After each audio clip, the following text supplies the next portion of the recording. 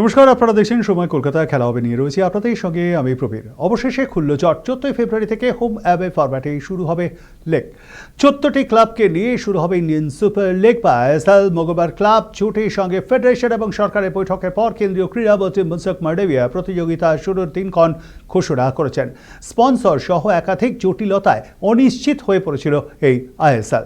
সর্বভারতীয় football federation, all India football federation সমাধান সূত্র পার করতে পারেনি। আইএসএল ক্লাবগুলি জোট এবং ক্রীড়া মন্ত্রকের সঙ্গে দফায় দফায় আলোচনাতেও সমস্যার সমাধান হয়নি। আইএসএল ক্লাবগুলি জোট ও লিগ আয়োজনের প্রস্তাব দেয়, তবে এর মধ্যে ছিল না ইস্টবেঙ্গল ক্লাব। আয় ব্যয় নিয়ে বেশ কিছু শর্তও দেয় তারা। শেষ পর্যন্ত ক্রীড়া মন্ত্রকের হস্তক্ষেপে এআইএফএফই আইএসএল আয়োজন করতে চলেছে। কিছু সমস্যা এখনো রয়ে গিয়েছে, তবে খুব শীঘ্রই তা মিটে যাবে বলে জানিয়েছেন কেন্দ্রীয় ক্রীড়ামন্ত্রী।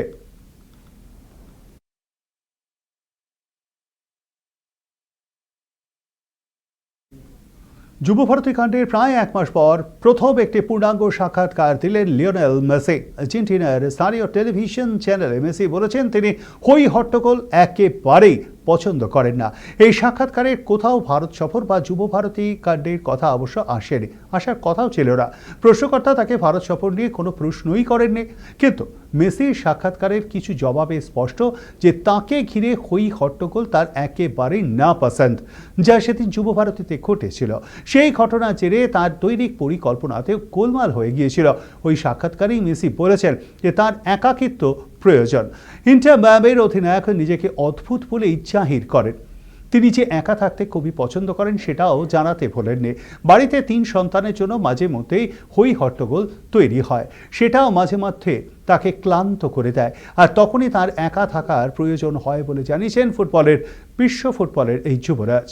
তবে ওই সাক্ষাৎকারে মেসি যা যা বলেছেন তার সঙ্গে গত 13ই ডিসেম্বর তার যুবভারতী সফরকে মেলানো গেলে বোঝা যেতেই পারে কেন তিনি আচমকা স্টেডিয়াম ছেড়েছিলেন বা তার নিরাপত্তা রক্ষীরা তাকে তড়িঘড়ি কেন সেখান থেকে সরিয়ে নিয়ে গিয়েছিলেন।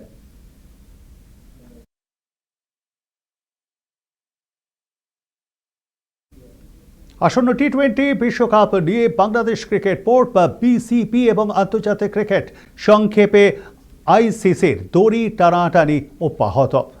আইসিসি সিদ্ধান্ত নিয়েছে বাংলাদেশকে ভারতে এসেই খেলতে হবে, যদিও এই দাবি অসত্য বলে উড়িয়ে দিয়েছে বাংলাদেশ বোর্ড। মুস্তাফিজুর রহমানকে আইপিএল থেকে বাদ দেওয়ার প্রতিবাদে ভারতে বিশ্বকাপের ম্যাচ খেলতে নারাজ বিসিবি। বাংলাদেশের ম্যাচগুলি ভারত থেকে শ্রীলঙ্কায় সরিয়ে নিয়ে যাওয়ার জন্য অনুরোধ করেছিল তারা। সেই অনুরোধ মানতে রাজি নয় জয়সার আইসিসি। দুপক্ষই নিজেদের সিদ্ধান্তে অনড়। টি-20 বিশ্বকাপ ঘিরে তৈরি হওয়া নতুন এই জটিলতা মেটার পরও ইঙ্গিত এখনো পর্যন্ত পাওয়া যায়নি।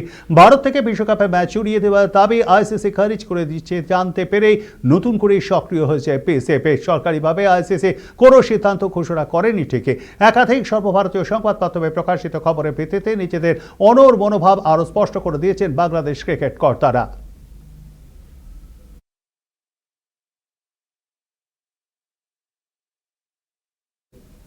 বাংলাদেশ যে টি-20 বিশ্বকাপ খেলতে ভারতে আসবে না সেটা জানিয়ে দিয়েছে বাংলাদেশ ক্রিকেট বোর্ড। তাদের ম্যাচ অন্যত্র নিয়ে যাওয়ার আর্জি জানিয়ে আইসিসিকে চিঠিও দিয়েছে বিসিবি। নিরাপত্তার বিষয়টাকে গুরুত্ব দিয়েছে বাংলাদেশ বোর্ড। এই নিয়ে আইসিসির তরফে জবাবও মিলেছে। আর সেই চাপেই মাথা নত বিসিবির। যেভাবে সুর চড়াতে শুরু করেছিল তারা, সেখান থেকে সরে এসে তাদের বক্তব্য গঠনমূলক আলোচনা চায়। ইমেলে বিসিবি জানিয়েছে ভারতের বদলে তাদের ম্যাচ শ্রীলঙ্কায় দেওয়া হোক, কেন্দ্র পরিবর্তন করা হোক। কিন্তু বাংলাদেশ বোর্ডের দাবিতে সম্মতি নাও দিতে পারে আইসিসি। জয়সার আইসিসির সঙ্গে যে কথা হয়েছে তাও জানিয়ে দিয়েছে বিসিবি। এর মধ্যে জানা যায় মুস্তাফিজুরদের ভারতে খেলার জন্য কার্যত চরম বার্তা দিয়েছে আইসিসি, না হলে পয়েন্ট কাটা যাবে। বাংলাদেশ বোর্ড কিন্তু সেটা স্বীকার করছে না। তাদের তরফ থেকে জানানো হয়েছে বিশ্বকাপে চোখ দেওয়ার বিষয়টা নিয়ে বোর্ড আলোচনার মাধ্যমে একটি বাস্তবসম্মত সমাধানে পৌঁছতে চায়। এক্ষেত্রে আইসিসির সঙ্গে পেশাদারিভাবে ও গঠনমূলক আলোচনার মাধ্যমে যোগাযোগ রাখতে চায়। বাংলাদেশ ক্রিকেট বোর্ড ক্রিকেটারদের নিরাপত্তা ও সুরক্ষার বিষয়টাকে অগ্রতা দিতে বদ্ধপরিকর। তবে বিসিবি দেখছে অনেক সংবাদ মাধ্যমে বলা হয়েছে আইসিসি থেকে ভারতে খেলার জন্য চরম বার্তা দেওয়া হয়েছে, সেটা সম্পূর্ণ ভুল। তাহলে তো প্রশ্ন আসেই, হঠাৎ করে অবস্থান থেকে সরে এলেন কেন? ফেব্রুয়ারি মার্চে ভারতের টি-20 বিশ্বকাপ আর ঘটনাচক্রে বাংলাদেশের ম্যাচগুলি পড়েছে কলকাতার ইডেন উদ্যানে, অর্থাৎ কেকেআরের খড়ের মাঠে। কিন্তু পরিবর্তিত পরিস্থিতিতে ভারতে খেলতে রাজি নয় বাংলাদেশ বোর্ড। ইউনুসের সরকারের চাপে টি-20 বিশ্বকাপে ভারতে না আসার সিদ্ধান্ত নিয়েছে সে দেশের ক্রিকেট কর্তারা।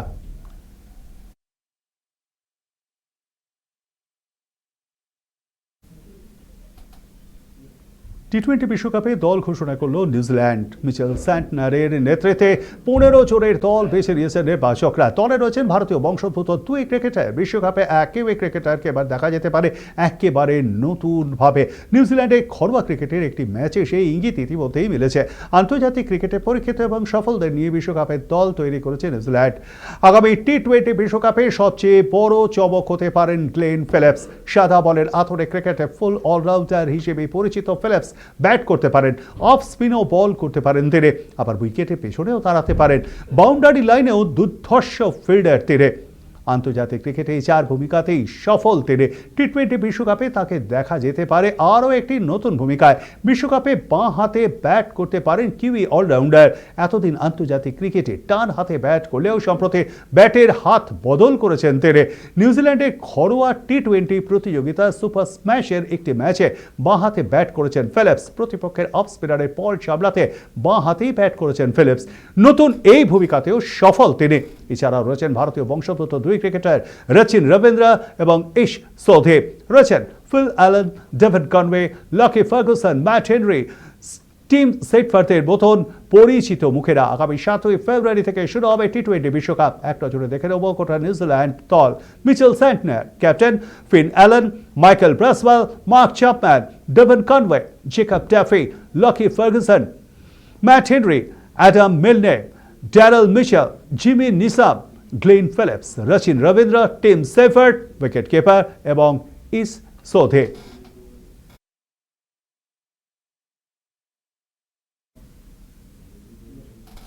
এখন এ পর্যন্তই। দেখতে থাকুন সময় কলকাতা। সময় বলবে সময়ের কথা। নমস্কার।